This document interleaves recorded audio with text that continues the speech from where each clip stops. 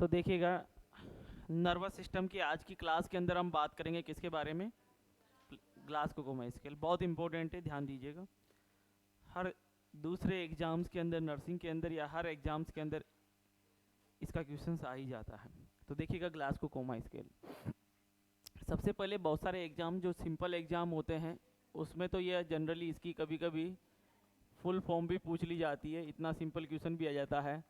तो इसको हम कहते हैं ग्लासगो-कोमा स्केल। ठीक है, तो ग्लासको-कोमा स्केल जो होता है, ये ग्लासको-कोमा स्केल जो है, इसके द्वारा हम क्या करते हैं कि इसके द्वारा हम असिस करते हैं। अगर हम बात करें तो क्या लेवल ऑफ, अगर हम बात करें तो क्या कॉन्शियसनेस, लेवल ऑफ कॉन्शियसनेस इसके द्वारा असिस की जाती है, यानी कि जिसको शॉर्ट में हम कहते हैं LOC। तो पहला जो इम्पोर्टेंट क्वेश्चन यहाँ से आता है, वो पहला इम्पोर्टेंट क्वेश्चन ये आता है कि ग्लासको-कोमा स्केल के द्वारा क्या चेक करते हैं। तो आप कहेंगे लेवल ऑफ कॉन्शियसनेस चेक करते हैं, ठीक है, या LOC चेक करते हैं बाय द ग्लासको-कोमा स्केल। सबसे पहला और सबसे सिंपल क्वेश्चन जो एग्जाम में बहुत बार आया हुआ है, ये आया हुआ। ठीक है, अब ग्लासको-कोमा स्केल्स जो होता है उसके द्वारा हम जनरली हम पढ़ रहे हैं नर्वस सिस्टम, और नर्वस सिस्टम पढ़ रहे हैं तो ये एक स्केल है। ये स्केल क्या करता है कि जो पर्सन्स होते हैं उस पर्सन्स के अंदर कि पर्सन जो होता है, जैसे जनरली क्या होता है कि इसको हम ज़्यादातर यूज करते हैं किसके अंदर, न्यूरोलॉजिकल डिसऑर्डर के अंदर या अदर डिसऑर्डर के अंदर भी यूज कर सकते हैं। अगर मान लीजिए कोई डिसऑर्डर है और उस डिसऑर्डर के अंदर पर्सन की कॉन्शियसनेस अगर अल्टर्ड होती है तो वहाँ भी चेक होगा। या मान लीजिए पर्सन को हेड इंजरी हुई, हेड इंजरी के बाद पेशेंट जो होता है हॉस्पिटल में आया तो उसकी कॉन्शियसनेस क्या है। कोई ब्रेन इन्फेक्शन जो होता है, उस ब्रेन इन्फेक्शन का क्लाइंट हॉस्पिटल के अंदर आया तो प्रेजेंट टाइम पे उसकी कॉन्शियसनेस जो है वो कितनी है। ठीक है, तो हेड इंजरी वाले क्लाइंट हो, चाहे वो ब्रेन इन्फेक्शन वाले क्लाइंट हो, चाहे ब्रेन टीबी वाले क्लाइंट हो, समझ रहे हैं बात को। तो यानी कि कोई न्यूरोलॉजिकल डिसऑर्डर हो, तो उन सभी डिसऑर्डर जो होते हैं, उन सभी डिसऑर्डर के अंदर हम पेशेंट जो होता है उस पेशेंट की कॉन्शियसनेस को असेस करने के लिए, पर्सन की कॉन्शियसनेस को चेक करने के लिए क्या करते हैं, अगर हम बात करें तो ग्लासको-कोमा स्केल को यूज करते हैं। ग्लासको-कोमा स्केल जो होता है, इस ग्लासको-कोमा स्केल है तो इसका मतलब इसमें हमें क्या मिलेगी, मार्किंग मिलेगी। और वो मार्किंग जो होती है, वो मार्किंग ये बताती है हमें कि पर्सन की कॉन्शियसनेस क्या है, नॉर्मल है या अल्टर्ड है या पेशेंट कोमा में है। ये तीन चीज़ें बताता है वो स्केल। स्केल में जो नंबर आएगा वो नंबर हमें ये बताएगा कि वाकई में पेशेंट की कॉन्शियसनेस नॉर्मल है या अल्टर्ड है, या फिर पेशेंट जो होता है वो पेशेंट किस में जा चुका है, कोमा में जा चुका है। तो ये चीज़ हमें बताता है क्या, ग्लासको-कोमा स्केल। तो उसी के बारे में हम बात कर रहे हैं। तो ग्लासको-कोमा स्केल जो होता है, ये ग्लासको-कोमा स्केल अगर हम बात करें तो कब दिया गया था, ग्लासको-कोमा स्केल जो था ये दिया गया था, अगर हम बात करें तो 1974 में इसको दिया गया था। तो 1974 में इसको दिया गया था ग्लासको-कोमा स्केल को। अगर हम बात करें तो यहाँ पर यानी कि अगर पूछ ले कि किन किन के द्वारा दिया गया था, तो एक तो थे, अगर हम बात करें तो ग्राहम, और इसके अलावा जो थे वो अगर हम बात करें तो ब्रायन, ग्राम और ब्रायन जो थे उनके द्वारा 1974 के अंदर क्या दिया गया था, ग्लासको-कोमा स्केल दिया गया था। ठीक है, तो ग्राम और जो होता है वो ब्रायन के द्वारा इसको दिया गया था 1974 में। और इसके अंदर इन्होंने कहा कि ग्लासको-कोमा स्केल, आप कैसे याद रखेंगे, इसमें कितने वर्ड हैं, 3, GCS। तो इसमें हम क्या करते हैं, इसके अंदर हम 3 ही पैरामीटर चेक करते हैं। कितने पैरामीटर चेक करते हैं, 3 पैरामीटर चेक करते हैं। और वह 3 पैरामीटर कौन कौन से होते हैं, एक होता है क्या, E, एक होता है V, एक होता है M। जैसे आप वोट डालने जाते हैं तो वोट डालते समय जो मशीन होती है वो कौन सी मशीन होती है, EVM मशीन होती है। ठीक है, तो यहाँ पर भी कौन सी मशीन के द्वारा, यानी कि EVM। कितने, इसमें कितने पैरामीटर होंगे, 3 पैरामीटर। EVM जो E होगा उसके लिए मार्किंग जो होगी वो 4 होगी, इसके लिए 5 होगी, इसके लिए 6 होगी। यानी कि E के लिए मार्किंग 4 होगी, V के लिए 5 होगी और M के लिए कितनी होगी, 6 होगी। दूसरी इंपॉर्टेंट बात होती है, इसके लिए मिनिमम मार्किंग कितनी होगी, 1। इसके लिए मिनिमम मार्किंग कितनी होगी, 1। और इसके लिए मिनिमम मार्किंग कितनी होगी, 1। यानी कि ग्लासको-कोमा स्केल के अंदर किसी भी पैरामीटर के लिए 0 मार्किंग नहीं होती है। बहुत इंपॉर्टेंट है, ग्लासको-कोमा स्केल जो होता है उस ग्लासको-कोमा स्केल में किसी भी पैरामीटर के लिए, चाहे वो आई ओपनिंग रेस्पॉन्स हो, चाहे वो वर्बल रेस्पॉन्स हो, चाहे वो मोटार रेस्पॉन्स हो, किसी भी पैरामीटर के लिए, चाहे वो तो कंप्लीटली एब्सेंट ही क्यों ना हो वो पैरामीटर, फिर भी आप उसमें 0 मार्किंग नहीं दे सकते, यानी कि इसमें मिनिमम मार्किंग जो होती है वह कितनी रहती है, किसी भी सिंगल पैरामीटर के लिए मिनिमम मार्किंग कितनी होती है, 1 होती है। मिनिमम मार्किंग कितनी होती है, 1 होती है। इस हिसाब से देखा जाए तो जो है ग्लासको कोमा स्केल जो होती है उसमें मैक्सिमम मार्किंग कितनी मिलेगी, 15। और ग्लासको कोमा स्केल के अंदर minimum marking total maximum marking हमें कितनी मिलेगी, 15। और टोटल मिनिमम मार्किंग कितनी मिल सकती है, 3 मिल सकती है। कौन कौन से पैरामीटर आते हैं, आई, वर्बल रेस्पॉन्स और मोटार रेस्पॉन्स। आई ओपनिंग रेस्पॉन्स, वर्बल रेस्पॉन्स और मोटार रेस्पॉन्स। यहाँ से 3 क्वेश्चन बनते हैं। 3 क्या, टोटल कितने क्वेश्चन हो गए, 6 क्वेश्चन हो गए। 6 क्वेश्चन कौन कौन से हुए उसको समझिएगा। पहला क्वेश्चन, आई ओपनिंग रेस्पॉन्स के लिए मैक्सिमम मार्किंग कितनी होती है, 4। मैंने पूछा, मैंने सिंगल पूछा है। अब आई ओपनिंग रेस्पॉन्स के लिए मैक्सिमम मार्किंग कितनी होती है, आई ओपनिंग रेस्पॉन्स के लिए मिनिमम मार्किंग कितनी होती है, वर्बल रेस्पॉन्स के लिए मैक्सिमम मार्किंग कितनी होती है, वर्बल रेस्पॉन्स के लिए मिनिमम मार्किंग कितनी होती है, जो है मोटार रेस्पॉन्स के लिए या बॉडी मूवमेंट के लिए मैक्सिमम मार्किंग कितनी होती है और मिनिमम मार्किंग कितनी होती है। ग्लासको कोमा स्केल के अंदर टोटल मैक्सिमम मार्किंग कितनी होती है, ग्लासको कोमा स्केल के अंदर टोटल मिनिमम मार्किंग कितनी होती है, 3। तो यहाँ पर इस तरह के जनरल क्वेश्चंस आते हैं। दूसरा क्वेश्चन अगर हम बात करें, दूसरा क्वेश्चन सुनिएगा जरा, आंसर दीजिएगा। ग्लासको कोमा स्केल इन्वॉल्व, अगर हम बात करें तो क्या, अगर हम बात करें तो यहाँ पर involve all parameter, involve all parameter. अगर हम बात करें तो एक्सेप्ट, इन्वॉल्व ऑल पैरामीटर क्या, एक्सेप्ट। पहला उसने दे दिया क्या, अगर हम बात करें तो आई ओपनिंग रेस्पॉन्स। दूसरा दे दिया उसने क्या, अगर हम बात करें तो वर्बल रेस्पॉन्स। क्या दे दिया, वर्बल रेस्पॉन्स। थर्ड दे दिया उसने क्या, मोटार रेस्पॉन्स। क्या दे दिया, मोटार रेस्पॉन्स। और जो डी होगा उस डी के अंदर उसने दे दिया क्या, पीपल रेस्पॉन्स। तो राइट आंसर क्या जाएगा, क्या जाएगा, पीपल रेस्पॉन्स। आगे बात समझ में, क्या जाएगा, पीपल रेस्पॉन्स। मैंने क्या पूछा है यहाँ पर, अगर हम बात करें तो आई ओपनिंग, अगर हम बात करें, देखिए मैंने क्या पूछा, ग्लासको कोमा स्केल में इन्वॉल्व होते हैं सारे पैरामीटर, एक पैरामीटर को छोड़कर। आई ओपनिंग रेस्पॉन्स है, वर्बल रेस्पॉन्स है, मोटार रेस्पॉन्स है, जबकि पीपल रेस्पॉन्स इसमें नहीं आता है। ठीक है, हम आई की ओपनिंग चेंज क्या करते हैं, समझ रहे हैं ना बात को। उसके अंदर हम ये नहीं देखते कि पीपल डायलेट है कि कॉन्स्ट्रिक्ट है, उससे हमें यहाँ मतलब नहीं होता है कि कितनी डायलेट है, कॉन्स्ट्रिक्ट है कि यूनिलैटरल डायलेशन है कि बायलैटरल डायलेशन है। इस तरह के पैरामीटर इसमें नहीं आते। यहाँ एक कोई सा भी पैरामीटर दे देगा आपको, मैंने भी ये ले लिया, इस तरह से कोई भी पैरामीटर वो यहाँ डाल देगा और पूछेगा इनमें से कौन सा पैरामीटर जीसीएस में इन्वॉल्व नहीं होता है। क्लियर है बात। तो एक क्वेश्चन आपका कौन सा बनेगा, एक्सेप्ट वाला बनेगा। जो ये क्वेश्चन है कम से कम 3 से 4 बार एग्जाम्स के अंदर आ चुका है अब तक, कि ग्लासको कोमा स्केल के अंदर किस पैरामीटर को शामिल नहीं किया जाता है। 3 पैरामीटर देखिएगा जो इसमें आएंगे और एक पैरामीटर ऐसा दिया हुआ होगा जो इसमें नहीं होगा। और एक्सेप्ट वाला क्वेश्चन है तो जो पैरामीटर नहीं होगा उसी को आपको क्या करना होगा, टिक करना होगा। आगे बात समझ में यहाँ तक क्लियर। अब हम पढ़ते हैं एक एक करके कि ग्लासको कोमा स्केल्स जो होता है उसमें पहला पैरामीटर बात करेंगे। कौन सा पैरामीटर बात करेंगे, पहला पैरामीटर बात करेंगे कौन सा, आई ओपनिंग रेस्पॉन्स।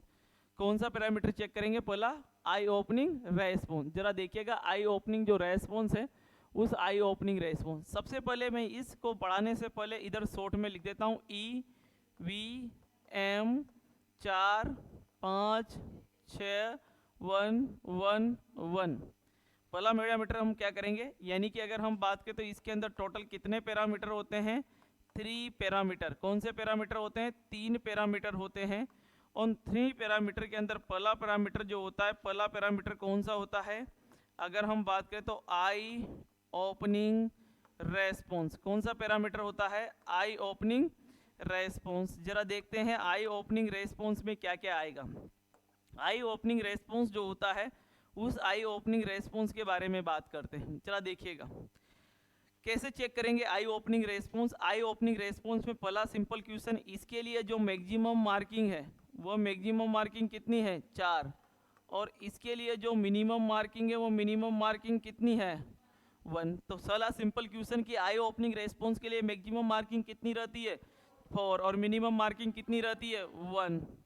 अब देखिए आई ओपनिंग रेस्पॉन्स कैसे चेक करते हैं। जैसे कि मैं मान लेता हूँ कि ये क्या है, कोई क्लाइंट है, ठीक है, ये क्या है, हेल्थ केयर प्रोवाइडर है, ये क्या है, हेल्थ केयर प्रोवाइडर मतलब डॉक्टर या कोई अगर हम बात करें तो नर्स, और ये क्या है, क्लाइंट है, ये क्या है, क्लाइंट बेड पर लेटा हुआ है, ठीक है, एडमिट है हॉस्पिटल के अंदर।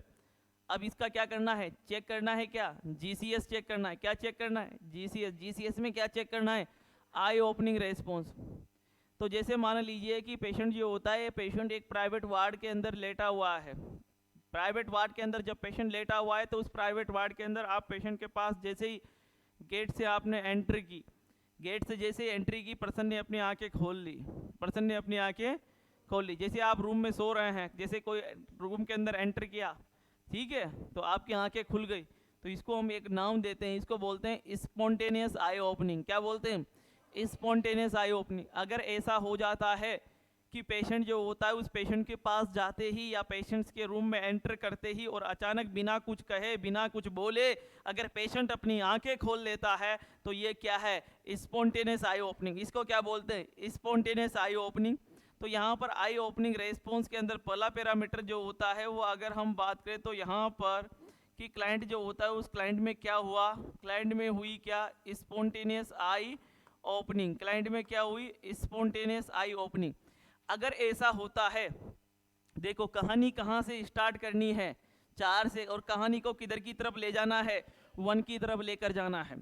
अगर मान लीजिए कि क्लाइंट के रूम में एंटर करते ही क्लाइंट जो होता है उस क्लाइंट ने अगर आंखें खोल ली, स्पॉन्टेनियस आई ओपनिंग हुई, तो कितने मार्क्स दोगे, कितने मार्क्स दोगे, 4 मार्क्स, ठीक है। अब आंखें खोल ली क्लाइंट ने, ठीक है, लेकिन इसका मतलब ये नहीं है कि आंखें खोल ली तो फिर आप पेशेंट जो होता है, हमने तो पढ़ा था स्पॉन्टेनियस आई ओपनिंग, फिर पढ़ा था सेकंड क्या, अगर हम बात करें तो eye opening by the verbal command. Shyam अपनी आंखें खोल, जब उसने आंखें खोल ही ली तो फिर कहने की क्या जरूरत है। अब तो दूसरा पैरामीटर चेक नहीं होगा, दूसरा पैरामीटर चेक नहीं होगा, क्योंकि जो पहला पैरामीटर में आपने 4 मार्क्स दे दिए तो दूसरा पैरामीटर चेक करने का कोई मतलब नहीं है। लेकिन अगर आप रूम के अंदर एंटर किए और रूम के अंदर एंटर करने पर अगर उसने अपनी आंखें नहीं खोली, यानी कि स्पॉन्टेनियस आई ओपनिंग नहीं हुई, तो इसका मतलब आप कुछ भी नहीं देंगे। फिर आप क्या करेंगे, नेक्स्ट पैरामीटर चेक करेंगे, मतलब दूसरे पैरामीटर के अंदर जाएंगे और उस पैरामीटर में उस पर्सन की आंखें ओपन करवाने के लिए, यानी कि उसकी आंखें ओपन करवाने के लिए आप उसका नाम लेकर पुकारेंगे या उससे कोई ना कोई कम्युनिकेशन करेंगे। क्या करेंगे, कोई ना कोई कम्युनिकेशन करेंगे। जैसे उसका नाम अगर राम है तो राम तबीयत कैसी है, तो उस कंडीशन में आपने क्या किया, वर्बल कम्युनिकेशन किया। आपने क्या किया, वर्बल कम्युनिकेशन किया।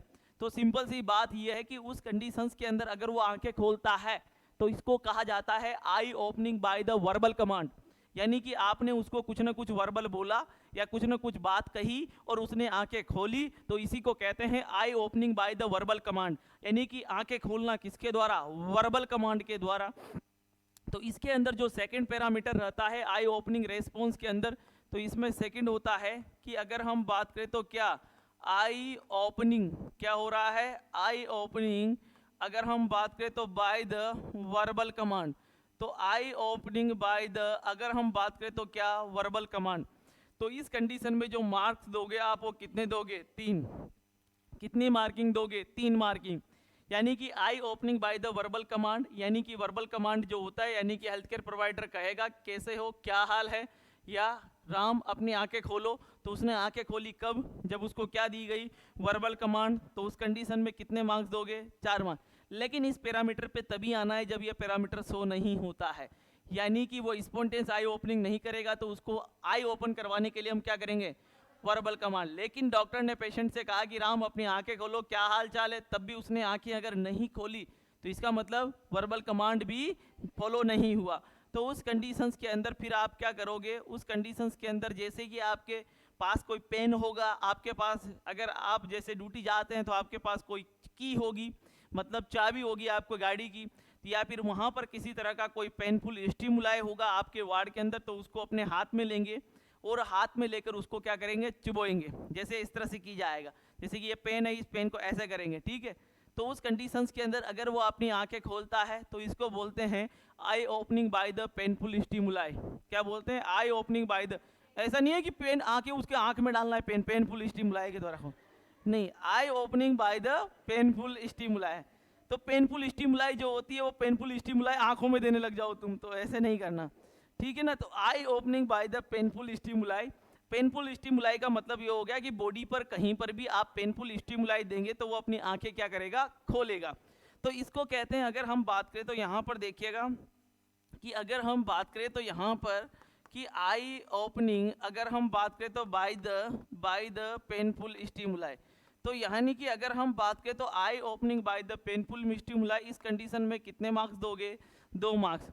यानी कि अगर कहने पर राम ने रूम में एंटर करने पर या वार्ड में जाने पर भी आंखें नहीं खोली तो हम क्या करेंगे, उसका नाम पुकारेंगे, उससे बातचीत करेंगे, फिर वो आंखें खोलेगा। मान लो बातचीत करने पर भी आंखें नहीं खोली तो फिर क्या करोगे, आई ओपन करने के लिए पेनफुल स्टिमुलाई दोगे। अगर फिर भी आंखें नहीं खोली तो अब तो कोई जरूरत है ही नहीं, ऐसा तो है नहीं कि इधर धागा बांध देगा इधर धागा बांध देगा अब भी खोल, कोई चारा नहीं है अब तो, ठीक है। तो उस कंडीशंस में फिर क्या होगा, उस कंडीशन में लास्ट में अगर ऐसा करने पर भी वो आंखें नहीं खुलता है तो आप लिख देंगे क्या, नो रेस्पॉन्स। क्या लिख देंगे, नो।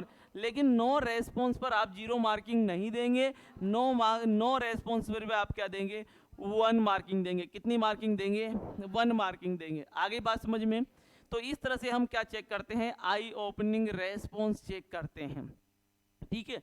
आपको विश्वास नहीं होगा, हमने कैनुला लगाते हुए, कैनुला कैसे लगाते हो, ये वेन है ऐसे लगाते हो ना, हमने ऐसे भी देखा है, ठीक है। हमने कहा भाई यार क्या कर रहा है, इधर कहाँ जाएगा पानी, हाँ इधर कहाँ जाएगा, हाँ ऐसा तो है ही नहीं कि इधर से पानी बेच के उधर दूसरे को सप्लाई करेगा तू, तो ऐसा भी होता है, ठीक है ना। क्या होता है कि बहुत सारे स्टूडेंट या बहुत सारे कैंडिडेट ऐसे होते हैं जो क्या करते हैं, जनरली कॉलेज नहीं जाते हैं, हॉस्पिटल नहीं जाते हैं, डायरेक्ट कोचिंग में आते हैं। समझ रहे बात को, डायरेक्ट कहाँ आते हैं, कोचिंग। और कोचिंग में साल भर पढ़ते हैं, ज़बरदस्त पढ़ते हैं और सिलेक्शन ले लेता है, फिर हॉस्पिटल में जाते हैं, हॉस्पिटल में जाने के बाद वो जो होते हैं वो इसी तरह के कभी कभी घटनाएं हो जाती हैं। समझ रहे ना बात को। तो अगर हम बात करें तो यहाँ पर क्या होती है, आई ओपनिंग रेस्पॉन्स, ठीक है। तो आई ओपनिंग रेस्पॉन्स जो होता है, उस आई ओपनिंग रेस्पॉन्स को हम कैसे करते हैं, इस तरह से चेक करते हैं। इसको याद रखने का एक सबसे सिंपल तरीका है, वार्ड के अंदर एंट्री करी तो आंखें खोली तो स्पॉन्टेनियस आई ओपनिंग, फिर भी आंखें नहीं खोली तो बातचीत करने पर आंखें खोलेगा, यानी eye opening by the verbal command, फिर भी आंखें नहीं खोलेगा तो पेनफुल स्टिमुलाई देंगे, और फिर भी आंखें नहीं खोलेगा तो कोई तरीका नहीं है, तो हम लिख देंगे क्या, नो रेस्पॉन्स। यानी कि मैक्सिमम मार्किंग कितनी थी, मैक्सिमम मार्किंग कितनी थी, 4। मैक्सिमम मार्किंग कितनी थी, 4। तो इसका मतलब ये हुआ कि हमने यहाँ पर कितने पैरामीटर मिले, 4। जितनी मैक्सिमम मार्किंग होगी उतने ही पैरामीटर याद रखने होंगे। सिंपल सा कॉन्सेप्ट हर एक के अंदर यही रहेगा कि जितनी मैक्सिमम मार्किंग होगी पैरामीटर उतने ही बनाने पड़ेंगे, क्योंकि उन्हीं में आप क्या करोगे, मार्किंग दोगे। तो समझ में आ गई ये बात। आई ओपनिंग रेस्पॉन्स पहला पैरामीटर हमने चेक किया। आई ओपनिंग रेस्पॉन्स के बाद जो सेकंड पैरामीटर होता है वो सेकंड पैरामीटर क्या होता है, ई के बाद क्या आता है, वी। तो इसका मतलब जो सेकंड पैरामीटर होता है वो सेकंड पैरामीटर अगर हम बात करें तो वो होता है क्या, अगर हम बात करें तो वो होता है क्या, अगर हम बात करें तो वर्बल रेस्पॉन्स। क्या होता है, वर्बल रेस्पॉन्स। तो सेकंड जो पैरामीटर होता है वो सेकंड पैरामीटर होता है क्या, वर्बल रेस्पॉन्स। और वर्बल रेस्पॉन्स के लिए जो मैक्सिमम मार्किंग देते हो वो कितनी देते हो, 5। कितनी देते हो, 5। और इसके लिए जो मिनिमम मार्किंग देते हो कितनी देते हो, 1। कितनी देते हो, 1 देते हो। इसका मतलब इसके अंदर सिंपल सी बात ये होगी कि मुझे कितने पैरामीटर याद रखने पड़ेंगे, 5। कितनी चीज़ें याद रखनी होगी, 5, क्योंकि इसमें मैक्सिमम मार्किंग कितनी है, 5, और मिनिमम कितनी है, 1। वर्बल रेस्पॉन्स मतलब वर्बल का मतलब होता है, वर्बल रेस्पॉन्स का मतलब ये हुआ कम्युनिकेशन करना। क्या करना, कम्युनिकेशन। अब पेशेंट से क्या करेंगे, बातचीत करेंगे। क्या करेंगे, बातचीत करेंगे। और उस बातचीत के दौरान देखते हैं कि क्लाइंट का कैसा रेस्पॉन्स आता है, कैसा रेस्पॉन्स आता है, तो उसी को हम बोलते हैं वर्बल रेस्पॉन्स। क्लाइंट से हम पूछेंगे कि कहाँ से हो, क्या हुआ है, अभी दिन है कि रात है, क्या है, टाइम बताओ, सुबह हो रही है, दिन हो रही है कि शाम हो रहा है, क्या हो रहा है। तो इस तरह से पर्सन से ये पूछा जाएगा। तो उस तरह से हम पेशेंट के साथ क्या करेंगे, बातचीत करेंगे। और उस बातचीत के द्वारा हम देखेंगे कि पर्सन जो होता है उस पर्सन पे वर्बल रेस्पॉन्स कैसा है, वर्बल रेस्पॉन्स कैसा है, मतलब कम्युनिकेशन जो होता है वो कम्युनिकेशन कैसा है उसके बारे में बात कर रहे हैं। तो ध्यान दीजिएगा, वर्बल रेस्पॉन्स। अगर हम वर्बल रेस्पॉन्स के बारे में बात करें तो मैक्सिमम मार्किंग कितनी रहेगी, 5, और मिनिमम मार्किंग कितनी रहेगी, 1। जरा देखते हैं पहला पैरामीटर इसका। अगर हम बात करें तो इसके अंदर पहला पैरामीटर ए, वर्बल रेस्पॉन्स। अगर हम बात करें तो वर्बल रेस्पॉन्स में सबसे पहले हम देखते हैं क्या, अगर हम बात करें तो क्या अगर हम बात करें तो ओरिएंटेशन, क्या देखते हैं सबसे पहले? ओरिएंटेशन। ओरिएंटेशन देखते हैं और ओरिएंटेशन के अंदर यहाँ पर कितने चीज़ें चेक होती है? 3। ओरिएंटेशन में हमेशा हमेशा 3 चीज़ें चेक होती है। इसके अंदर एक चीज़ तो चेक करते हैं हम, क्या? टाइम। दूसरा चेक करते हैं क्या? टाइम के बाद कौन? पर्सन। और फिर चेक करते हैं हम क्या? पैलेस। कुछ टाइम, पर्सन, पैलेस। तो इसका मतलब टीपीपी, जिनको क्या बोलते हैं? जिनको शॉर्ट में बोलते हैं टीपीपी। आपसे पूछा जाए हमेशा ओरिएंटेशन में क्या क्या चेक किया जाता है, तो पूछते हैं ओरिएंटेशन के अंदर टीपीपी चेक करते हैं, टीपीपी। ठीक है, ठीक है। यहाँ टेम्परेचर से कोई मतलब नहीं है। टीपीपी मतलब टाइम, पर्सन, पैलेस। क्या? Time, person, palace. तो ओरिएंटेशन में time, person, palace. Time, person, palace पूछने का सिंपल सा तरीका है कि जैसे मान लीजिए पेशेंट हॉस्पिटल के अंदर एडमिट है, डॉक्टर उसका जीसीएस चेक कर रहा है। जीसीएस चेक करने के लिए उसने वर्बल रेस्पॉन्स चेक करना है। वर्बल रेस्पॉन्स चेक करने के लिए डॉक्टर उसके पास जाएगा और उसके पास जाने के बाद में उससे पूछेगा, भाई जो है वो क्या अभी क्या है हो रहा है, क्या है अभी? तो वो कहेगा कि सर अभी सुबह है, दिन है, शाम है, इस तरह की कोई बात करेगा। तो अभी कोई क्या टाइम हो रहा है, अभी भाई दिन है कि रात है? ये तो नहीं पूछेगा अभी 12 बज रहे हैं कि 1 बज रहे हैं, नहीं। वो क्या घड़ी देखेगा क्या पेशेंट कि 12 बज रहे हैं कि 1 बज रहे हैं? ठीक है, उससे मतलब नहीं। टाइम का मतलब ये होता है सुबह है, दिन है, शाम है या रात है, ये पूछा जाएगा। तो डॉक्टर पूछेगा कि भाई अभी क्या है, दिन है कि सुबह है कि रात है, तो डॉक्टर से पूछेगा उससे। तो इसका मतलब वो पहले को कह देता है कि मान लीजिए सुबह है, तो इसका मतलब ठीक है, यानी कि ओरिएंटेड है पर्सन किसके प्रति? टाइम के प्रति। पर्सन ओरिएंटेड है किसके प्रति? टाइम के प्रति। फिर वो उससे पूछेगा पर्सन।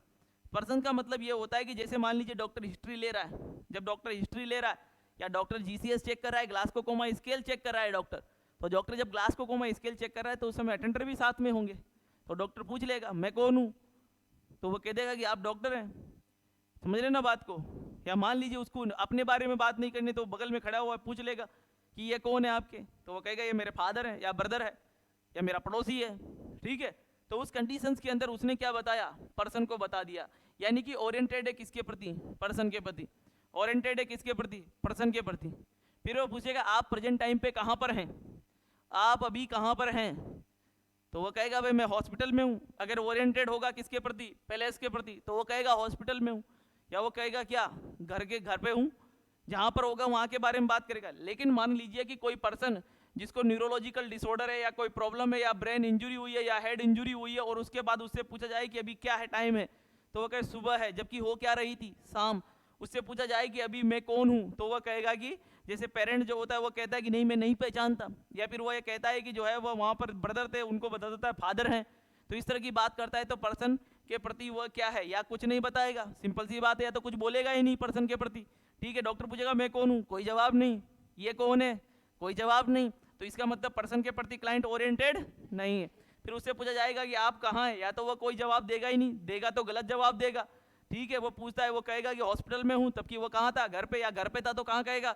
हॉस्पिटल में कहेगा, या कोई दूसरी जगह का नाम ले लेगा, किसी न किसी जगह का।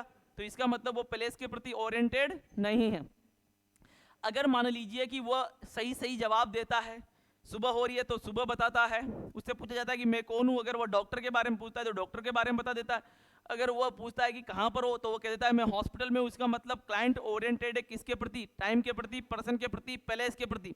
अगर टाइम, पर्सन, प्लेस के प्रति क्लाइंट ओरिएंटेड है, तो वहाँ पर आप जो मार्किंग करेंगे वो मार्किंग कितनी करेंगे? कितनी करेंगे? देखो कितनी करोगे? 5। अगर क्लाइंट ओरिएंटेड होता है तो कितनी मार्किंग दी जाती है? 5।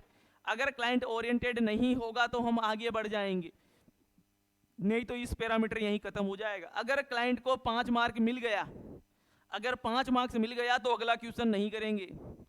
अगर क्लाइंट को मार्किंग नहीं मिली तो हम क्या करेंगे?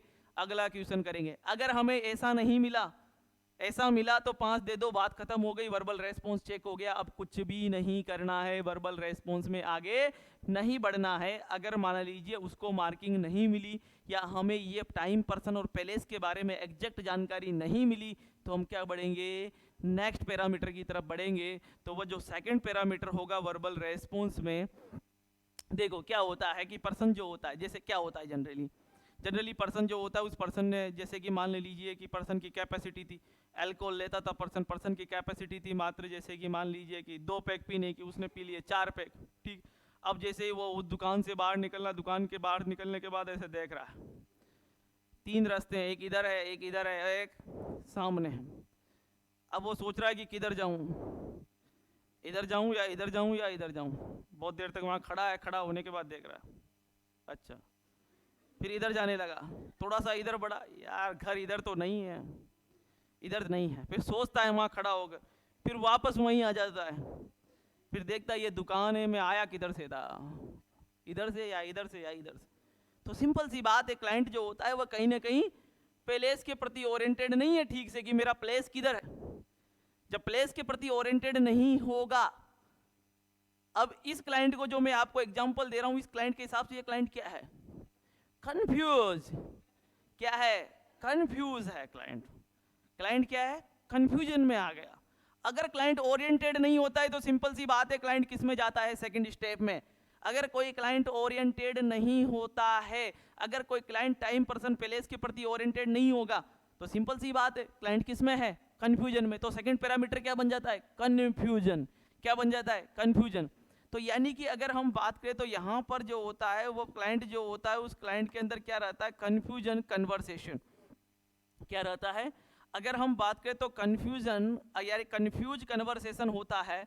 तो यहाँ पर अगर हम बात करें तो क्लाइंट जो होता है, उस क्लाइंट के अंदर अगर हम देखें तो कंफ्यूज अगर हम बात करें तो क्या रहेगा, कन्वर्सेशन रहेगा। तो उस क्लाइंट में आप कितनी मार्किंग दोगे, कितनी मार्किंग दोगे, 4 मार्किंग।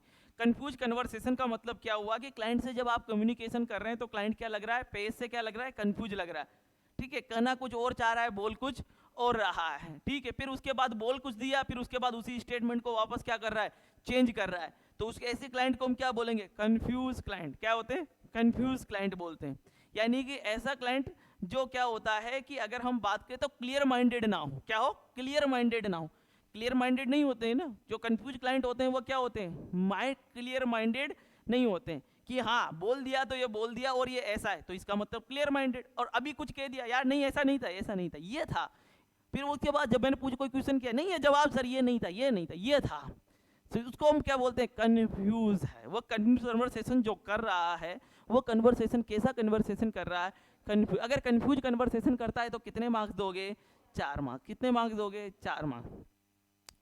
अगर कम से कम कन्वर्सेशन तो कर रहा है, न्यूरोलॉजिकल प्रॉब्लम है, ब्रेन एडिमा हो सकता है, आईसीपी बढ़ा हुआ हो सकता है, टीबी हो सकता है ब्रेन में, इन्फेक्शन हो सकता है ब्रेन में, हेड इंजरी हो सकती है, हाँ कन्वर्सेशन कर तो रहा है।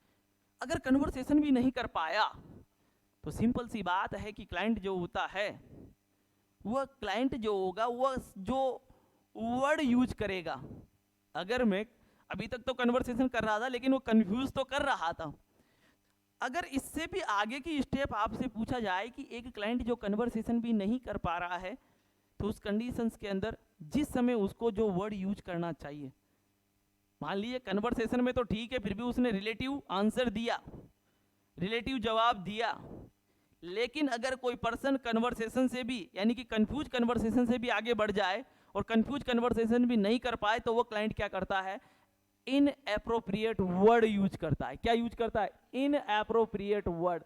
जिस समय जो वर्ड यूज करना चाहिए था उस वर्ड को वह यूज नहीं कर पाता है, क्योंकि शब्दों को जमाना और सही समय पर सही शब्द को यूज करना यह भी ब्रेन का काम है। समझ रहे ना बात को, ये भी ब्रेन का काम होता है, इस चीज को याद रखिएगा। तो उस कंडीशंस के अंदर अगर मान लीजिए कि क्लाइंट जो होता है वो क्लाइंट कंफ्यूज कन्वर्सेशन भी नहीं कर पा रहा है, तो अब क्लाइंट जो होता है वो क्लाइंट क्या यूज करेगा, इनएप्रोप्रिएट वर्ड यूज करेगा। क्या यूज करेगा, इनएप्रोप्रिएट वर्ड।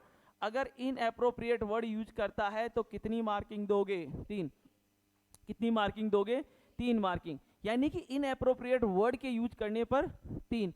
अब आगे बात आती है कि अगर वर्ड भी यूज नहीं कर पा रहा है, मतलब कोई शब्द भी नहीं बोल पा रहा है, तो सिर्फ और सिर्फ क्या आएगा, साउंड। सिंपल सी बात है, क्या आएगा, साउंड। तो उसको बोलते हैं, एक अजीब से साउंड आ सकते हैं किसी भी प्रकार का, मतलब सिर्फ और सिर्फ साउंड आ रहा है लेकिन शब्द नहीं निकल पा रहा है, तो उसको हम बोलते हैं क्या, अगर हम बात करें तो अगर हम बात करें तो कॉम्प्रहेंसिव, इनकॉम्प्रहेंसिव साउंड। क्या आ रहा है, साउंड। और इनकॉम्प्रहेंसिव साउंड आने पर कितने मार्किंग देते हो, 2 मार्क्स। लेकिन पेशेंट से बातचीत करते हो और बातचीत करते समय मान लीजिए कि पर्सन टाइम पर्सन प्लेस भी नहीं बता पाया, पर्सन जो होता है वो कंफ्यूज कन्वर्सेशन भी नहीं कर पाया, जो है वो पेशेंट शब्दों को भी यूज नहीं कर पाया, और पेशेंट और जो है वो पेशेंट से सिर्फ साउंड भी नहीं निकल पाया। अगर साउंड भी प्रोड्यूस नहीं हो पाया तो हम ये कहेंगे, अगर मैं आपसे कहूं कि मैं किसी पेशेंट से बातचीत कर रहा हूं और बातचीत कर रहा हूं, बातचीत का मतलब क्या, वर्बल कम्युनिकेशन, क्या हो रहा है, वर्बल कम्युनिकेशन। तो जब मैं किसी पेशेंट से बातचीत कर रहा हूं और वो पर्सन जो होता है वो अगर इनकॉम्प्रहेंसिव साउंड भी प्रोड्यूस नहीं कर पा रहा है, बातचीत तो छोड़िए, शब्दों को तो छोड़िए, साउंड को तो छोड़िए, मतलब कुछ भी नहीं कह पा रहा है, तो उस कंडीशंस के अंदर जो यहाँ पर होता है तो हम लिख देंगे क्या, नो रेस्पॉन्स। क्या लिख देंगे, नो रेस्पॉन्स। और नो रेस्पॉन्स के होने पर कितनी मार्किंग देते हो, 1। कितनी मार्किंग दोगे, 1 मार्किंग दोगे। कितनी मार्किंग दोगे, 1 मार्किंग दोगे। तो इसी को हम बोलते हैं क्या, वर्बल रेस्पॉन्स। क्या बोलते हैं, वर्बल रेस्पॉन्स। मैक्सिमम कितनी मार्किंग थी, 5। तो कितने पैरामीटर चेक किए, 5। कितने पैरामीटर चेक किए, 5 पैरामीटर चेक किए। वर्बल कम्युनिकेशन जो होता है उसके अंदर सबसे पहले क्या चेक करते हो, ओरिएंटेशन। क्या चेक करते हो, ओरिएंटेशन। ओरिएंटेशन में क्या चेक करते हो, टीपीपी। क्या चेक करते हो, टीपीपी, टाइम पर्सन प्लेस। अगर टाइम पर्सन प्लेस बता दिया तो कितनी मार्किंग दोगे, 5। अगर टाइम पर्सन प्लेस नहीं बता पाया तो क्या करोगे, नेक्स्ट पैरामीटर चेक करोगे। और नेक्स्ट पैरामीटर इसमें होता है कि पेशेंट जो होगा अगर टाइम पर्सन प्लेस नहीं बता पाएगा तो वह हमसे कैसा कम्युनिकेशन करेगा, कंफ्यूज कम्युनिकेशन करेगा। और कंफ्यूज कम्युनिकेशन करता है, क्या करता है, कंफ्यूज कम्युनिकेशन या कन्वर्सेशन करता है, तो कितनी मार्क दोगे, 4। अगर कंफ्यूज कम्युनिकेशन करता है तो 4 मार्किंग दे देंगे। फिर हम नेक्स्ट पैरामीटर की तरफ चले जाएंगे, किसकी तरफ, मोटार की तरफ। लेकिन अगर कंफ्यूज कन्वर्सेशन भी नहीं कर पाया तो उस कंडीशंस में फिर पेशेंट जो होता है वो वर्ड यूज करेगा, और वो वर्ड इनएप्रोप्रिएट होंगे, मतलब शब्द सही नहीं होंगे, समझ में नहीं आएंगे। जिस जगह जो बोलना चाहिए उस जगह वो शब्द उसका बिल्कुल भी नहीं होगा, तो वो क्या होगा, कितने मार्क देंगे, 3। अगर वर्ड भी नहीं बोल पा रहा है तो सिर्फ और सिर्फ पर्सन से क्या आता जाएगा, साउंड आएगा।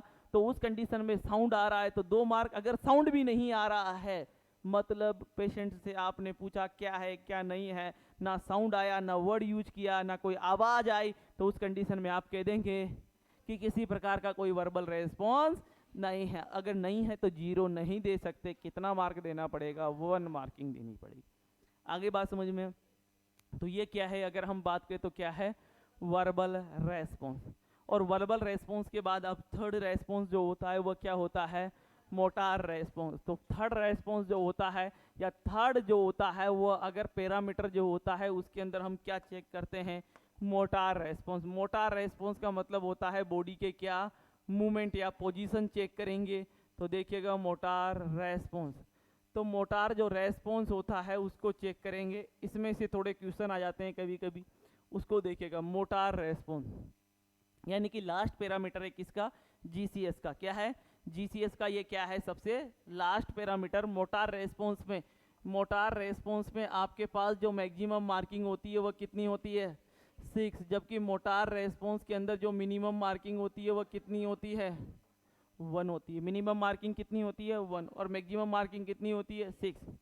उसी को हम क्या बोलते हैं, मोटार रेस्पॉन्स। क्या बोलते हैं, मोटार रेस्पॉन्स। आगे बात समझ में। अब देखो, यानी कि हमें यहाँ पर कितने पैरामीटर याद होने चाहिए, 6 पैरामीटर। आगे बात समझ में। सबसे पहला पैरामीटर देखिएगा, मोटार रेस्पॉन्स। मोटार रेस्पॉन्स के अंदर देखिएगा सबसे पहला पैरामीटर, सबसे पहले पैरामीटर के अंदर जैसे मान लीजिए कि ये पेशेंट है जो बेड पर क्या है, लेटा हुआ है। क्या है, बेड पर लेटा हुआ है। तो ये बेड पर लेटा हुआ है अगर हम बात करें, ठीक है।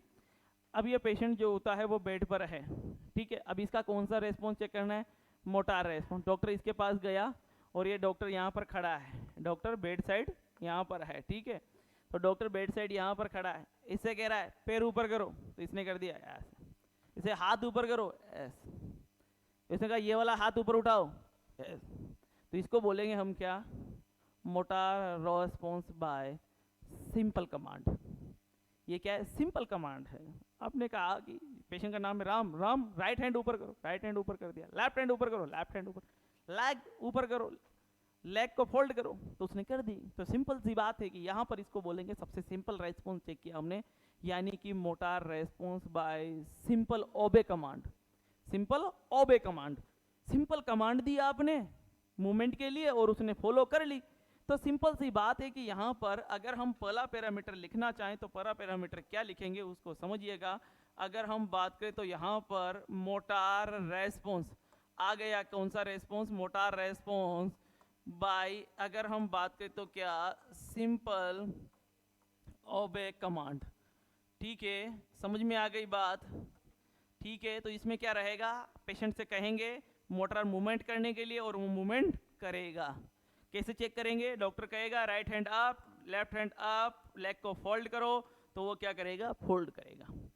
तीसरे इंपॉर्टेंट दूसरा पैरामीटर जो होता है, वो दूसरा पैरामीटर अब इसके अंदर हम चेक कर रहे हैं। और दूसरा पैरामीटर के अंदर क्या होगा, मान लीजिए कि डॉक्टर ने कहा कि राइट हैंड अप करो, लेफ्ट हैंड अप करो, लेग को अप करो, उसने कुछ भी नहीं किया, कुछ भी नहीं किया, तो इसका मतलब सिंपल कमांड को उसने फॉलो नहीं किया। मोटार रेस्पॉन्स के लिए सिंपल कमांड को उसने फॉलो नहीं किया। जब मोटार रेस्पॉन्स के लिए उसने सिंपल कमांड को जब वो फॉलो नहीं करेगा तो उस कंडीशंस के अंदर हम क्या करेंगे, उस कंडीशंस के अंदर सेकंड पैरामीटर हम चेक करेंगे। और सेकंड पैरामीटर के अंदर डॉक्टर जो होता है अपना पेन निकालेगा। ठीक है, कोई अपना पेन निकालेगा या कोई पेनफुल स्टिमुलाई लेगा, और पेनफुल स्टिमुलाई लेने के बाद जैसे पैर है, तो पैर जो होता है उस पैर के अंदर इस तरह से जो है चुबो देगा, तो लेग में क्या हो जाएगा, मूवमेंट। यहाँ हैंड है, हैंड के अंदर इस तरह से पेन चुबा देगा, तो हैंड में क्या हो जाए, मूवमेंट हो जाए। इस तरह से वो हटा ले, जैसे ये चुबाया, अब पेशेंट जो मोटार रेस्पॉन्स आएगा ना, पेनफुल स्टिमुलाई दे रहा हूँ, तो इस तरह से करेगा पेशेंट। तो सिंपल सी बात है, कहने पर तो नहीं किया, उसने कहा राइट हैंड अप करो, कुछ नहीं हुआ, मूवमेंट करो हैंड में, नहीं किया।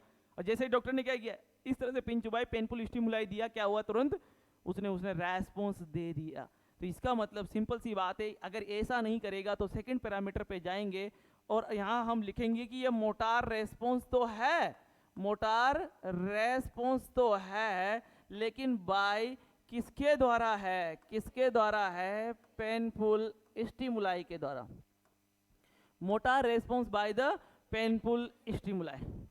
मान लीजिए डॉक्टर जो होता है, उस डॉक्टर ने पेनफुल स्टिमुलाई दिया, फिर भी उसने कोई मूवमेंट नहीं किया।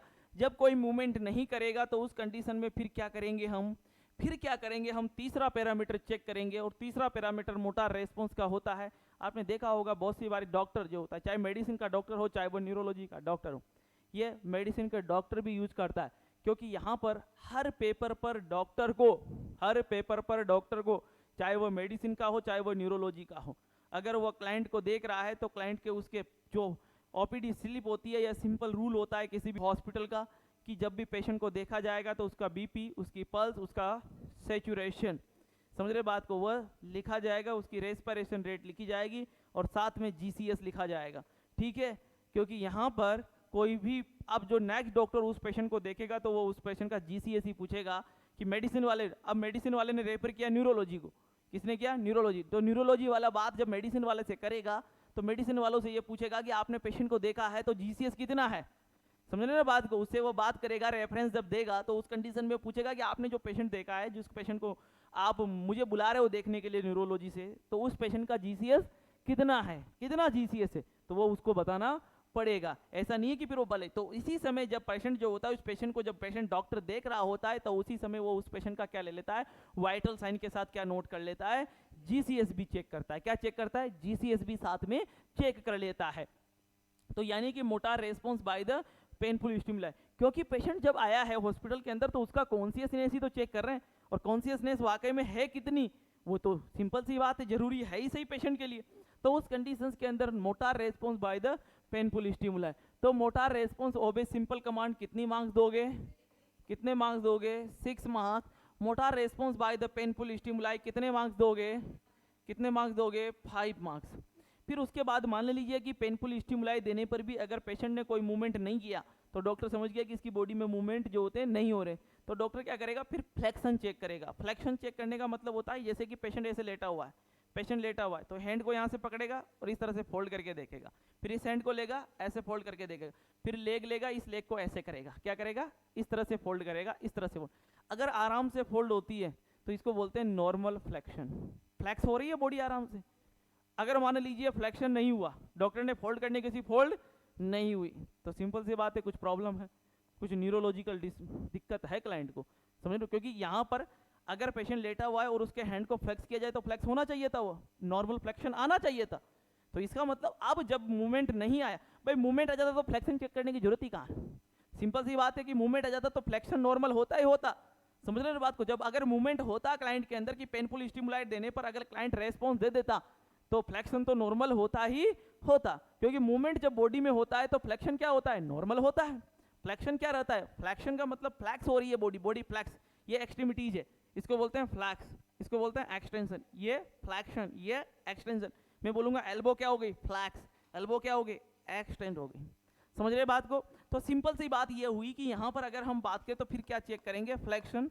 लेकिन अगर फ्लेक्शन जो होता है, यानी कि फ्लेक्शन जो होता है वो अगर नॉर्मल आता है तो कितने मार्क्स दोगे? कितने मार्क्स दोगे? 4 मार्क्स। लेकिन डॉक्टर ने जैसे ऐसे किया एल्बो को, एल्बो ऐसे हो ही नहीं रही। लेग को फ्लेक्स किया, नी को फ्लेक्स किया, नी फ्लेक्स हो ही नहीं रहा। तो इसका मतलब नॉर्मल फ्लेक्शन नहीं, नॉर्मल फ्लेक्शन नहीं है। तो फिर डॉक्टर क्या करेगा? उस क्लाइंट जो होता है उस क्लाइंट के अंदर 2 पोस्चर चेक करेगा, बॉडी के अंदर 2 पोस्चर चेक करेगा। इंपॉर्टेंट है, ध्यान दीजिएगा। एक पोस्चर होता है जिसको हम कहते हैं डीकोटिकेट पोस्चर। क्या कहते हैं? डीकोटिकेट पोस्चर। ये न्यूरोलॉजिकल प्रॉब्लम में आते हैं। और दूसरा पोस्चर जो होता है उसको हम कहते हैं क्या? डीसेरिब्रेट पोस्चर। तो यहाँ पर अगर हम बात करें तो डीकोटिकोट पोस्चर और डीसेरिब्रेट पोस्चर चेक करेंगे, एक एक के बारे में बात कर लेते हैं। पहले बात, सबसे इंपॉर्टेंट बात, डीकोटिकेट पोस्चर होता क्या है? पोस्चर मतलब होता है ऐसी कोई पोजीशन, पोजीशन किसी न किसी प्रकार की कोई पोजीशन होगी, उसी को हम क्या कहते हैं? डीकोटिकेट पोस्चर कहते हैं। क्या कहते हैं? डीकोटिकेट पोस्चर कहते हैं। सुनिएगा डीकोटिकेट पोस्चर को। सबसे पहली इंपॉर्टेंट बात, डीकोटिकेट पोस्चर क्या होता है? जैसे मैं मान लेता हूं कि ये क्या है? कोई क्लाइंट है। ये क्या है? कोई क्लाइंट। डीकोटिकोट पोस्चर का एक नाम होता है, इसको हम कहते हैं क्या? अगर हम बात करें तो फ्लैक्सर पोस्चर। कौन सा पोस्चर बोलते हैं? Flexor posture. डीकोटिकेट पोस्चर को कौन सा पोस्चर बोला जाता है? फ्लैक्सर।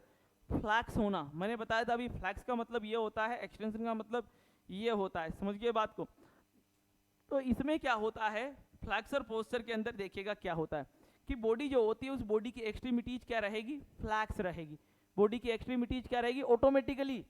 डॉक्टर ने कुछ नहीं किया, पेशेंट कैसे लेटा रहेगा उसको समझिएगा, क्योंकि ये पिक्चर आती है।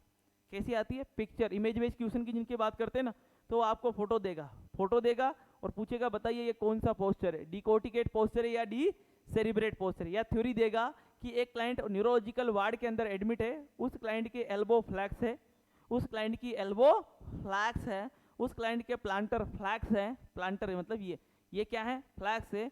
और नी जो होता है वो नी का एक्सटेंशन है। तो बताइए ये कौन सा पोस्चर हुआ? डीकोटिकेट पोस्चर या डीसेरिब्रेट पोस्चर? या तो थ्योरी के द्वारा ये क्वेश्चन आएगा, दूसरा क्वेश्चन वो इमेज देगा, डायरेक्ट इमेज में देखिएगा कैसे। ये कौन सा पोस्चर है? फ्लैक्सर। इसका मतलब एक्सट्रीमिटीज क्या रहेगी? फ्लैक्स। एक्सट्रीमिटीज क्या रहेगी? फ्लैक्स। तो पेशेंट कैसे लेटा होगा वार्ड में? इस तरह से। ये एल्बो फ्लैक्स हो गई, ये एल्बो फ्लैक्स हो गई फ्लैक्स, ठीक है। अब फिर उसके बाद ये प्लांटर जो होते हैं, पेशेंट लेटा हुआ है, मुझे मतलब मैं सुपाइन पोजीशन में लेटा हूँ। किस पोजीशन में? सुपाइन। ऐसा समझिएगा किस पोजीशन में लेटा हूँ? सुपाइन। अब मेरी जो ये प्लांटर है ये भी क्या हो जाएंगे? फ्लैक्स। ऐसे। ये तो क्या हुआ? एक्सटेंशन हुआ ना, और ये क्या हो गया? फ्लैक्स। तो ये प्लांटर का क्या हो जाएगा? फ्लैक्स। तो क्या क्या फ्लैक्स हुआ? Elbow flex, plantar flex. जबकि ये लेग ऐसे नहीं रहेगी, ये लेग, इसको लेग को फ्लैक्स बोलेंगे, लेकिन लेग फ्लैक्स नहीं रहेगी। नी का क्या रहेगा? एक्सटेंशन। तो पेशेंट ऐसे लेटा होगा। समझ रहे बात को? ऐसे, इस तरह से, और ये ऐसे। इसी को बोलेंगे हम कौन सा पोस्चर? डीकोटिकेट पोस्चर। इंपॉर्टेंट पॉइंट है, यह फ्लैक्सर पोस्चर तो है लेकिन नी फ्लैक्स नहीं होती है। बहुत इंपॉर्टेंट है, नी फ्लैक्स, एल्बो फ्लैक्स होती है। क्या होती है? एल्बो फ्लैक्स होती है। तो फ्लैक्सर पोस्चर के अंदर क्या क्या होता है उसको मैं यहाँ लिख देता हूँ, जो बहुत इंपॉर्टेंट है, क्योंकि कभी कभी डेफिनेशन देता है तो कभी पिक्चर देता है, इमेज देता है। तो यहाँ पर मैंने कहा कि क्लाइंट जो होती है उस क्लाइंट की एल्बो क्या रहेगी? फ्लैक्स। क्लाइंट के प्लांटर क्या रहेंगे?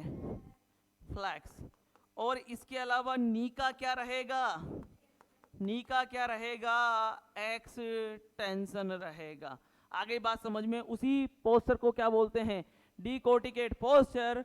और डीकोटिकेट पोस्चर के लिए हमेशा हमेशा जो मार्किंग दी जाती है, अगर ऐसी पोजीशन में कोई न्यूरोलॉजिकल वार्ड में या किसी वार्ड में कोई क्लाइंट अगर लेटा हुआ है तो ऐसी पोजीशन में ऐसी कंडीशन में कोई पेशेंट अगर लेटा हुआ है तो ऐसे क्लाइंट को जो मार्किंग दी जाती है वो कितनी मार्किंग दी जाती है? 3। कितनी मार्किंग दी जाती है? 3। अगर कोई ऐसी पोजीशंस में लेटा हुआ है तो उस कंडीशंस के अंदर ये पोस्चर इंडिकेट करता है हेड इंजरी से क्वेश्चन आएगा, हेड इंजरी से क्वेश्चन आएगा।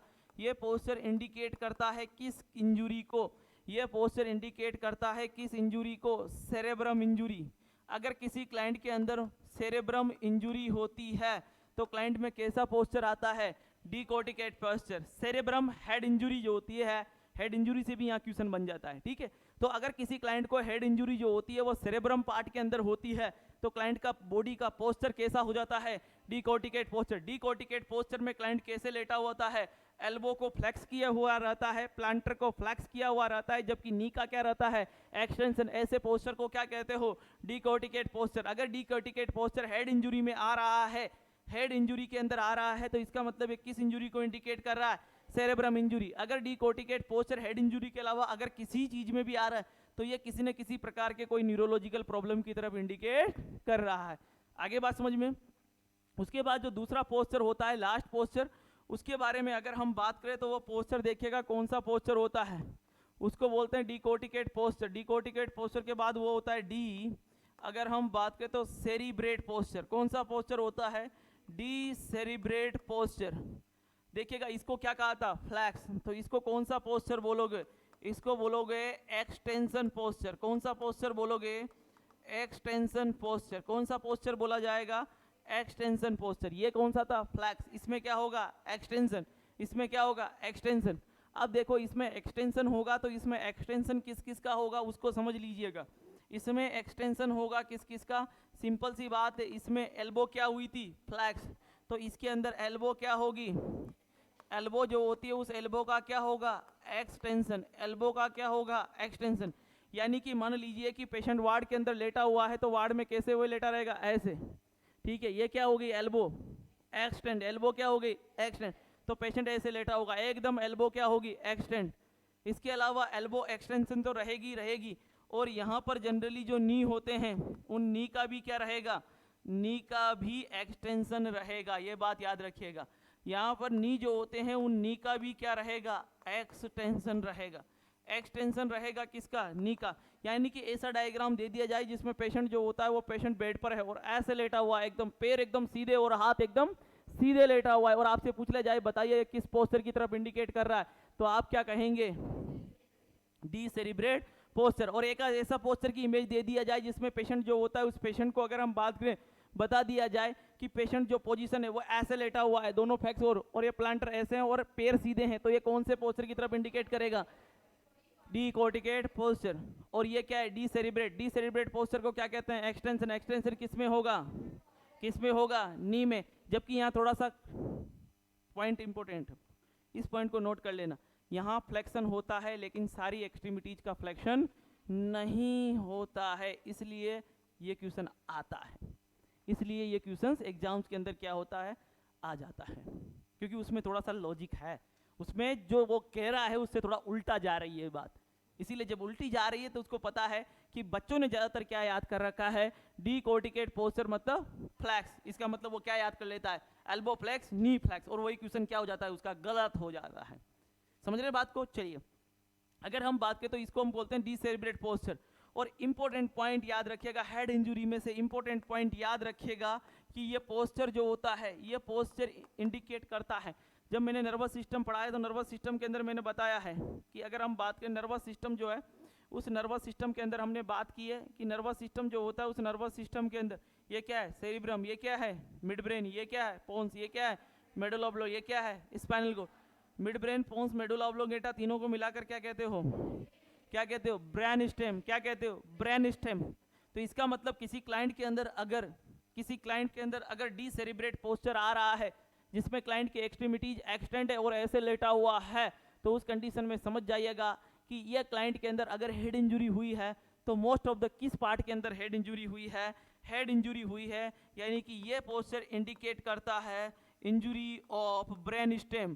किसकी तरफ इंजरी की इंडिकेट करता है? Brain stem. अगर ब्रेन स्टेम में इंजरी होती है तो कैसा पोस्चर आता है? डी सेरिब्रेट पोस्चर आता है। कैसा पोस्चर आता है? डिसेरिब्रेट पोस्चर आता है। अगर सेरेब्रम में इंजुरी होती है तो कैसा पोस्चर आता है, ठीक है। अगर किसी क्लाइंट में डिसेरिब्रेट पोस्चर आता है तो कितने मार्क दोगे, कितनी मार्क दोगे, 2 मार्क्स। कितने मार्क्स दोगे, 2 मार्क्स। यानी कि क्लाइंट जो होता है, उस क्लाइंट में पहले हमने कहा कि हाथ ऊपर करो, बॉडी में मूवमेंट करो, नहीं किए, फिर पेन चुभाया, फिर भी नहीं किए, फिर फ्लेक्शन चेक किया, हम ही चेक कर लेते हैं भाई, पेशेंट ने कहा हाथ ऊपर करो, नहीं उठाया, पेन चुभाया, नहीं किया, चलो भाई अब हाथ हैंड ऊपर करके इसका फ्लेक्शन ही खुद ही चेक, डॉक्टर क्या करेगा, खुद ही चेक करेगा फ्लेक्शन, ठीक है। तो डॉक्टर ने खुद चेक किया, फिर भी नहीं आया, तो फिर देख रहा है डॉक्टर पेशेंट लेटा कैसे हुआ। एक्सट्रीमिटी जो होती है वो अगर फ्लैक्स है और प्लांटर फ्लैक्स है और नी एक्सटेंड है तो डॉक्टर लिख देगा इसका पोस्चर क्या है। अगर हम बात करें तो डी कोर्टिकेट, फिर पेशेंट देखेगा पेशेंट लेटा कैसे हुआ, तो डॉक्टर ने देखा कि इसकी एक्सट्रीमिटी एकदम एक्सटेंड है, हैंड और लेग दोनों, तो डॉक्टर लिख देगा कि इसको पोस्चर क्या है, डिसेरिब्रेट पोस्चर है। अगर ये हेड इंजुरी वाला क्लाइंट होता तो डॉक्टर देखता है इसमें कि इसके ब्रेन स्टेम में इंजुरी हुई होगी। अगर इसमें अगर क्लाइंट के अंदर डी कोर्टिकेट पोस्चर है तो डॉक्टर समझ जाएगा कि इसके कहीं ना कहीं सेरेब्रम पार्ट में इंजुरी हुई है। तो इस कंडीशन में 2 मार्क्स दिए। मान लीजिए कि ना डी कोर्टिकेट पोस्चर, डिसेरिब्रेट पोस्चर जो होता है वो, अगर मान लीजिए कि ये पोस्चर तो ठीक है, पेशेंट लेटा हुआ है इस पोजीशन में, तो हमने उसको देखकर ये पोस्चर दे दिया, लेकिन लास्ट में मान लीजिए क्लाइंट ने किसी प्रकार का कोई रेस्पॉन्स नहीं दिया किसी भी तरीके से, तो लास्ट में हम क्या लिख देते हैं, लास्ट में हम लिख देते हैं क्लाइंट के अंदर कि क्लाइंट जो होता है वो किसी भी प्रकार का कोई रेस्पॉन्स नहीं दे रहा है, और नो रेस्पॉन्स पर आप क्या दे दोगे, 1 मार्किंग दे दोगे। कितनी मार्किंग दे दोगे, 1 मार्किंग दे दोगे। कितनी मार्किंग दोगे, 1 मार्किंग। आगे बात समझ में, तो इसी को हम क्या कहते हैं, GCS, ग्लास को कोमा स्केल। हाँ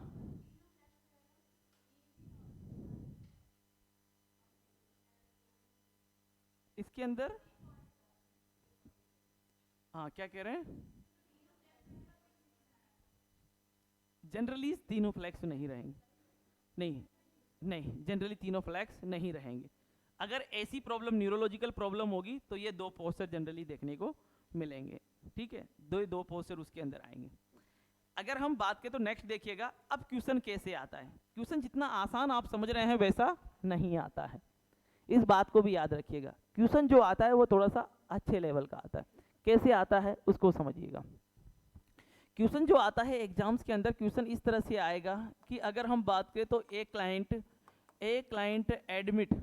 क्लाइंट एडमिट इन, अगर हम बात करें तो क्या, न्यूरोलॉजिकल वार्ड। एक client admit in the neurological ward, अगर हम बात करें तो हेल्थ केयर प्रोवाइडर क्या करता है, हेल्थ केयर प्रोवाइडर, 1 मिनट। तो देखिएगा एक client admit in the neurological ward, एक क्लाइंट किस में एडमिट है, न्यूरोलॉजिकल वार्ड में एडमिट है। हेल्थ केयर प्रोवाइडर जो होता है मतलब डॉक्टर या नर्स, जो भी हेल्थ केयर प्रोवाइडर है वो क्या चेक कर रहा है, GCS, ग्लास को कोमा स्केल चेक कर रहा है। और वहाँ पर वो देखता है कि अगर हम बात करें तो क्या देखता है कि eye opening by painful stimuli, eye opening by the painful stimuli. अगर हम बात करें तो उसके बाद health care provider assess the motor response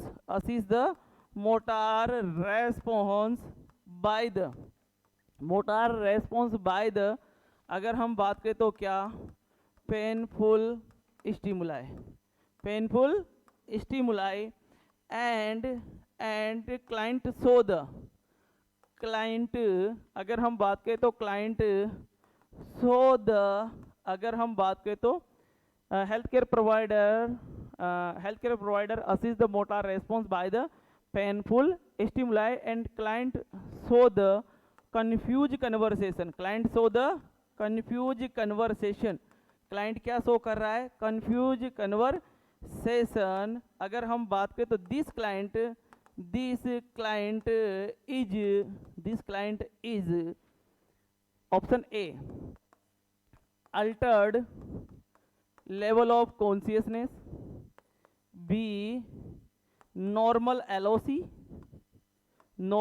LOC, या दिस क्लाइंट इज कोमा, या फिर डी इनमें से कोई नहीं, none of them. None of them. Question ऐसे आता है, ठीक है। वह अब देखो इस क्वेश्चन को सोल्व करने का तरीका कि यहां पर eye opening by the painful stimuli, eye opening by the painful stimuli कितने मार्क्स देते हो, निकालो। कितने मार्क्स देते हो? 3 मार्क्स देते हैं। ये है ई, ये है वी, ये है एम, ये है 4, ये है 5, ये है 6। Eye opening, spontaneous eye opening 4, eye opening by the verbal command 3 और पेनफुल स्टिमुलाई 2। तो इसके लिए यहां पर आई ओपनिंग के लिए कितने मार्क्स हो गए? 2। कितने मार्क्स हो गए? 2। Health care provider assist the motor response, motor response health care provider assist करता है या हेल्थ केयर प्रोवाइडर को मिलता है कि motor response by the painful stimuli.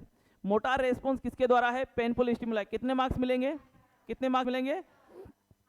तो देखिएगा, motor response check by the painful stimuli. सबसे पहले हम क्या करते हैं? Motor response by the simple obey command, फिर उसमें कितने मार्क्स देते हो? कितने मार्क्स देते हो? 6। कितने मार्क्स देते हो? 6। यानी कि motor response by the simple obey command कितने मार्क्स देते हो? 6। फिर हम कहते हैं कि अगर वो उसके द्वारा, हमने कहा राम हाथ ऊपर उठाओ, नहीं उठाया, फिर हम कहते हैं क्या करते हैं? Painful stimuli. तो कितने मार्क्स देते हो? 5। तो इसके लिए कितने मार्क्स हो गए? कितने मार्क्स हो गए? 5। क्लाइंट शो द, क्लाइंट हमारे सामने शो कर रहा है क्या? कंफ्यूज कन्वर्सेशन, मतलब वर्बल रेस्पॉन्स। और वर्बल रेस्पॉन्स में क्या है? Confuse conversation. और कंफ्यूज कन्वर्सेशन के लिए अगर ओरिएंटेड है तो 5, कंफ्यूज कन्वर्सेशन है तो 4। तो यहाँ पर कितने मार्क्स हुए? 4। टोटल जीसीएस कितना हुआ? 5 और 4 9, 9 और 2 11, यानी कि 5 + 4 + 2 मतलब कितना हो गया? 11। तो जीसीएस टोटल कितना आया? जीसीएस टोटल आया कितना? 11। कितना आया? 11। अब इसको देखकर हमें पता लगाना है कि पेशेंट कोमा में है या अल्टर्ड है या नॉर्मल है। समझ रहे ना बात को? इस लेवल को, यानी कि इसको देखकर हमें पता लगाना है कि पेशेंट की जीसीएस क्या है। देखिएगा इसमें क्या होता है, जीसीएस में अगर ग्लास को कोमा स्केल 8 से कम है तो क्लाइंट किस में है? कोमा। अगर 8 से कम है तो 8 से कम। अगर मान लीजिए कि 8 टू कितना? 8 टू बोलिए, अगर <8 है तो पेशेंट किस में रहता है? कोमा में। और फिर उसके बाद अगर हम बात करें तो देखिएगा यहाँ पर 8 टू, और अगर हम बात करें तो क्लाइंट जो होता है वो अगर मान लीजिए कि 9 टू, अगर हम बात करें तो 11, तो या 9 टू 12, सॉरी 9 टू 12 रहता है तो क्या है? अल्टर्ड। क्या है? अल्टर्ड। और 12 के बाद कितना आता है? 13। 13 टू 15 है तो क्या है? नॉर्मल। तो क्या होता है? नॉर्मल। क्या होता है? नॉर्मल। यानी कि अगर जीसीएस का टोटल 8 से कम है तो कोमा, और उसके बाद 9 से 12 है तो अल्टर्ड, और 13 से 15 है तो क्या रहेगा? नॉर्मल रहेगा। क्या रहेगा? नॉर्मल। अब यहाँ पर जो हमारा क्लाइंट होता है वो क्लाइंट क्या है? अगर हम इसमें से किस रेंज में आ रहा है? किसमें आ रहा है? 11। तो इसका मतलब क्लाइंट की कॉन्शियसनेस क्या है? अल्टर्ड। तो यहाँ पर हम लिख देंगे कि क्लाइंट जो होता है, यानी कि ऑल, क्या लिखा? Altered, sorry, Altered the level of consciousness. तो राइट आंसर क्या चला जाएगा? Altered the level of consciousness. अब इसी क्वेश्चन को वो क्या देगा कि ऐसा है, और ये ऑप्शन क्या करेगा? अब वो हटा देगा। क्या करेगा? हटा देगा। क्या करेगा? हटा देगा। तो अगर हम बात करें तो जब इन सबको वो हटा देगा, फिर आपसे पूछेगा कि अगर ऐसा है तो जीसीएस, टोटल जीसीएस कितना होगा? क्या पूछेगा? कि टोटल जीसीएस कितना होगा? तो वहां पर टोटल जीसीएस पूछेगा। ऑप्शन ए दे देगा 5, ऑप्शन बी दे देगा जैसे कि 11, ऑप्शन सी दे देगा जैसे कि 15, और ऑप्शन डी दे देगा कितना? 3। तो आपको उनमें से एक क्या करना होगा? टिक करना होगा। तो इसका मतलब इसका जीसीएस टोटल कितना है? 11। तो या तो 2 ही क्वेश्चन बनेंगे इसमें से, या तो वो डायरेक्टली क्वेश्चन, सिंपल क्वेश्चन तो यह आता है कि आई ओपनिंग रेस्पॉन्स में डायरेक्ट वो आपको एक कोई भी, जैसे उसने पूछा कि क्लाइंट ओरिएंटेड है, बताइए जीसीएस में कितना स्कोर बनेगा, या तो ये क्वेश्चन आएगा। अगर ये क्वेश्चन नहीं आता है तो वो डायरेक्टली फिर या तीनों का कॉम्बिनेशन देगा, फिर या तो टोटल जीसीएस पूछेगा, नंबर कितने हैं, या फिर ये पूछेगा कि पेशेंट कोमा में है, अल्टर्ड है या नॉर्मल है। 2 तरह के क्वेश्चन इसमें से अच्छे बनते हैं। तो ये याद रखिएगा, इस तरह से एग्जाम के अंदर क्या होते हैं? क्वेश्चंस आया करते हैं। समझ में आ गए? तो इसके बाद अगर हम बात करें तो ये तो हो गया हमारा यहाँ पर। अब मुझे लास्ट में मैं क्या लिखूंगा कि लास्ट में मैं यहाँ पर ये लिखूंगा, हमें थ्योरी में ये लिखना पड़ेगा, ये क्वेश्चन है, क्वेश्चन आप लिखना चाहे तो लिख लीजिएगा, नहीं तो कोई बात नहीं। अब क्या होता है कि टोटल जीसीएस जो हम निकालते हैं, क्या करते हैं, टोटल अगर हम बात करें तो जीसीएस, टोटल जीसीएस जब हम निकालते हैं तो उसके अंदर क्या करते हैं, यहाँ पर टोटलिंग करते हैं, और इसके अंदर पेशेंट के अंदर अगर जीसीएस जो होता है, अगर हम बात करें तो 8 से कम है, मतलब 8 से कम है तो हम कहेंगे पेशेंट किस में है, कोमा में। जीसीएस अगर 8 से कम आएगा तो पेशेंट किस में जा रहा है, कोमा में है, अभी प्रेजेंट टाइम पे किस में है, कोमा में। फिर उसके बाद अगर हम बात करें तो क्लाइंट जो होता है उसका जीसीएस अगर 9 to 12 है तो इसका मतलब क्या है, Altered the LOC, Altered the LOC. अगर मान लीजिए कि थर्ड क्लाइंट जो होता है उस क्लाइंट के अंदर अगर जीसीएस 13 to 15 है, कितना, यानी कि 8, 8 के बाद क्या आएगा 9, 12, 12 के बाद क्या आएगा 13, 13 से 15 है, तो अगर हम बात करेंगे क्या है कि क्लाइंट नॉर्मल एलओसी में है, किस में है, एलओसी में। मैक्सिमम कितना जाता है 15, मैक्सिमम कितना जाता है 15, और मिनिमम 8 से कम है तो 2 भी हो सकता है, 1 भी हो सकता, सॉरी 2 भी हो सकता है, 2 हो सकता है क्या, नहीं हो सकता, 2 नहीं हो सकता, 3 से कम नहीं हो सकता, क्योंकि ये क्या बात कर रहा है, टोटल जीसीएस की, और टोटल जीसीएस में 3 पैरामीटर तो आएंगे आएंगे ना, और तीनों का टोटल कितना बनता है 3, तो क्या कभी भी किसी क्लाइंट का जीसीएस 2 हो सकता है, क्या 3 हो सकता है, हाँ हो सकता है, क्या 1 और 2 हो सकता है, नहीं, नहीं, 3 हो सकता है, मिनिमम स्कोर कितना हो सकता है, 3 हो सकता है, तो 2 जीसीएस कभी भी नहीं होता है, इस बात को याद रखिएगा, क्योंकि टोटल देख रहे हैं हम यहाँ, सिंगल पैरामीटर नहीं देख रहे हैं, सिंगल पैरामीटर थोड़ी बात कर रहा हूँ, मैंने कहा है कि टोटल जीसीएस अगर 8 से कम है तो कोमा, 9 से 12 है तो अल्टर्ड, और 13 से 15 है तो नॉर्मल। ये 8 से कम कहाँ तक जा सकता है, 3 तक, या 8 से कम कहाँ तक जा सकता है, और इधर मैक्सिमम कहाँ तक जाएगा 15, क्योंकि यहाँ पर हमारे जो पैरामीटर थे उस पैरामीटर के अंदर हमने एक सेट की थी कि आप जब वोट डालने जाते हो तो वोट डालने जाते हो तो वहाँ एक मशीन होती है जिसमें हम वोट डालते हैं, वो होती है ईवीएम। ईवीएम में ई में 4 मार्क्स मिलते हैं, बी में 5 मिलते हैं, एम में 6 मिलते हैं, ई के लिए मिनिमम 1 होता है, वी के लिए मिनिमम 1 होता है, और एम के लिए मिनिमम 1 होता है। इसीलिए मैक्सिमम जो होता है वो मैक्सिमम 15 हो सकता है, तो मिनिमम जो होता है वो मिनिमम स्कोर कितना हो सकता है, 3 हो सकता है जीसीएस के अंदर।